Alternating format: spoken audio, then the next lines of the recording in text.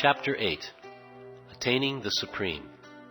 Arjuna inquired, O my Lord, O Supreme Person, what is Brahman? What is the Self? What are fruitive activities? What is this material manifestation? And what are the demigods? Please explain this to me. Who is the Lord of sacrifice, and how does he live in the body, O Madhusudana? And how can those engaged in devotional service know you at the time of death?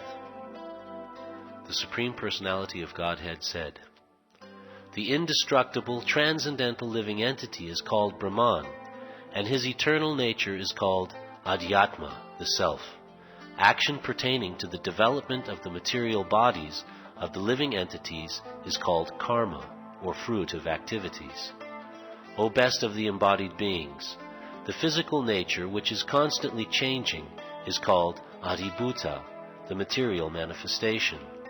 The universal form of the Lord, which includes all the demigods, like those of the sun and moon, is called Adhidaiva, and I, the Supreme Lord, represented as the Supersoul in the heart of every embodied being, am called Adhiyagya, the Lord of Sacrifice.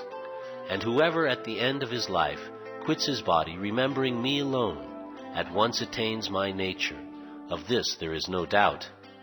Whatever state of being one remembers when he quits his body, O son of Kunti, that state he will attain without fail. Therefore, Arjuna, you should always think of me in the form of Krishna, and at the same time carry out your prescribed duties of fighting. With your activities dedicated to me, and your mind and intelligence fixed on me, you will attain me without doubt. He who meditates on me as the Supreme Personality of Godhead, his mind constantly engaged in remembering me, undeviated from the path, he, O Partha, is sure to reach me. One should meditate upon the Supreme Person as the one who knows everything, as he who is the oldest, who is the controller, who is smaller than the smallest, who is the maintainer of everything, who is beyond all material conception, who is inconceivable, and who is always a person. He is luminous like the sun, and he is transcendental beyond this material nature. One who at the time of death fixes his life air between the eyebrows, and by the strength of yoga, with an undeviating mind, engages himself in remembering the Supreme Lord in full devotion, will certainly attain to the Supreme Personality of Godhead. Persons who are learned in the Vedas, who utter Omkara, and who are great sages in the renounced order, enter into Brahman. Desiring such perfection, one practices celibacy. I shall now briefly explain to you this process by which one may attain salvation. The yogic situation is that of detachment from all sensual engagements.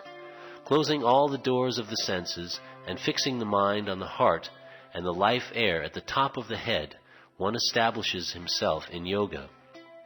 After being situated in this yoga practice and vibrating the sacred syllable Om, the supreme combination of letters, if one thinks of the Supreme Personality of Godhead and quits his body, he will certainly reach the spiritual planets. For one who always remembers me without deviation, I am easy to obtain, O son of Pritha, because of his constant engagement in devotional service. After attaining me, the great souls who are yogis in devotion never return to this temporary world, which is full of miseries, because they have attained the highest perfection. From the highest planet in the material world down to the lowest, all are places of misery, wherein repeated birth and death take place. But one who attains to my abode, O son of Kunti, never takes birth again. By human calculation, 1,000 ages taken together form the duration of Brahma's one day, and such also is the duration of his night.